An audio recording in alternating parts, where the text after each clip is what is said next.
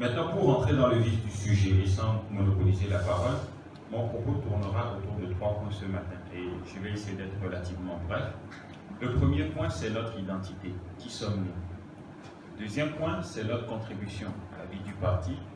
Et le troisième point, c'est notre avenir comme force politique, comme alternative au parti au pouvoir. Donc, le premier point qui est notre identité, c'est de rappeler que nous sommes les enfants de la Glorie. Ce sont nos parents, nos grands-parents qui se sont battus pour que ce pays soit indépendant. Ils ont consenti beaucoup de sacrifices pour que le Togo soit tel que vous le voyez et tel que vous le vivez.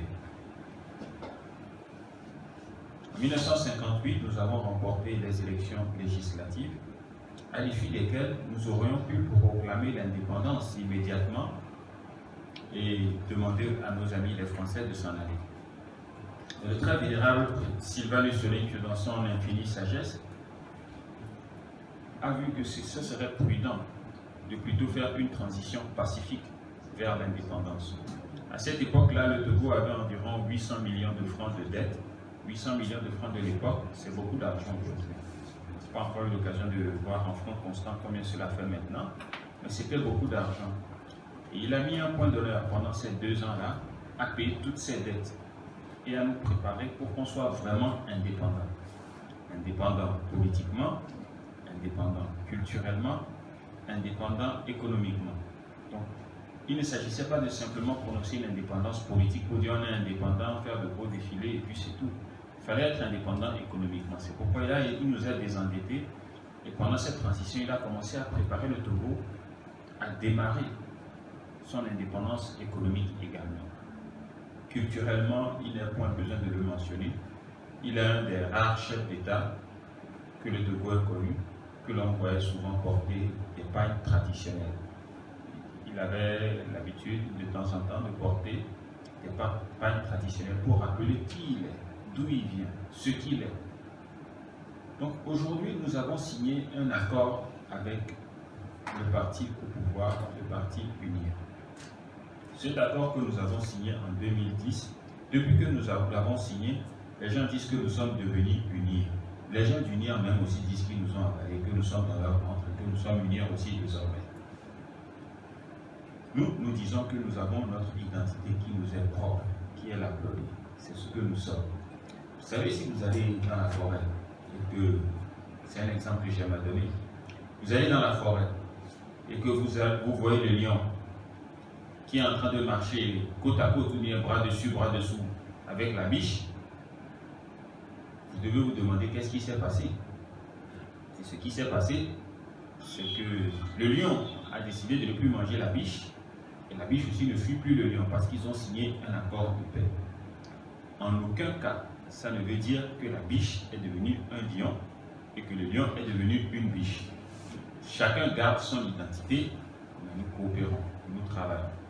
Donc, dans le cas d'espèce, dans le cas qui nous concerne ici, nous avons estimé que ça ne servait à rien de nous battre les uns contre les autres au nom du Togo, au nom de l'intérêt des Togolais. Nous avons estimé que les points de divergence que nous avions, qu'on les règle par les voies du dialogue, et que pour les points de convergence, on travaille ensemble pour soulager les problèmes des Togolais. Parce qu'aujourd'hui, les problèmes des Togolais, ils sont relativement simples. C'est d'avoir un bon système de santé, un bon système éducatif, avoir un emploi décent et bien payé. Donc ce sont des besoins de base et la misère frappe indistinctement les militants d'UNIR comme ceux de l'opposition. C'est-à-dire que quand on cherche les pauvres au Togo, la pauvreté frappe tous les partis. Ça ne frappe pas seulement les gens de l'UFC, ça épargne les gens de l'UNIR. Il y a des pauvres aussi à UNIR, qui ne sont peut-être même pas plus nombreux que chez nous. Donc c'est pour dire que notre identité, c'est important. Qui vous êtes? Quand vous allez vous marier ou quand vous allez faire quelque chose d'important dans votre vie, on vous appelle par votre nom. Votre nom, c'est qui vous êtes, c'est votre identité. Ce n'est pas parce que vous avez signé un accord que vous n'êtes plus ce que vous êtes. Donc, dans les différentes interactions que vous aurez, dans les jours à venir, dans les mois à venir, dans les années à venir, souvenez-vous toujours de qui vous êtes. Vous êtes les enfants de la République. Si vous êtes les enfants de la République, ça veut dire qu'il y a des gens qui ont commencé ce que vous êtes avant vous. Tous ces gens-là qui sont déjà morts et qui nous ont laissés au front de la gloire, qui ont fait des sacrifices, qui n'ont pas trahi, nous avons la responsabilité d'honorer leur engagement, qui est de poursuivre la lutte pour la libération politique, économique et culturelle du Togo. Ça, c'est une dette que nous avons vis-à-vis d'eux. Donc, souvenez-vous de qui vous êtes. Discutez, mangez, buvez, mariez-vous, faites des activités ensemble avec tout le monde, que ce soit du NIR, de ANC, PNP, mais n'oubliez pas qui vous êtes et ce pourquoi nous sommes là. Nous sommes là pour améliorer les conditions de vie des Togolais et nous le ferons pacifiquement, comme l'a fait Sylvanus Olympio au lendemain de la victoire de 1958. Il a fait une transition pacifique de 2 ans avec nos amis les Français avant de proclamer l'indépendance et que nous ayons notre indépendance politique. Le deuxième point, c'est notre contribution à la vie du parti. Comme vous le savez, à l'issue de l'accord que nous avons signé, il y a eu des incompréhensions. Il y a eu des coups de force pour tenter de renverser notre président national. Et comme Dieu connaît le cœur de chacun, nous sommes toujours là aujourd'hui. Nous avons certes perdu tellement, mais Dieu a fait que nous sommes de retour au devant de la scène comme chef de file de l'opposition. Mais nous ne sommes plus aussi nombreux. Nous ne sommes plus aussi nombreux que nous étions. Notre électorat est là, il dort. Quand vous regardez le taux d'abstention en hausse, notre électorat dort. Les gens ne savent plus à quel sein se vouer.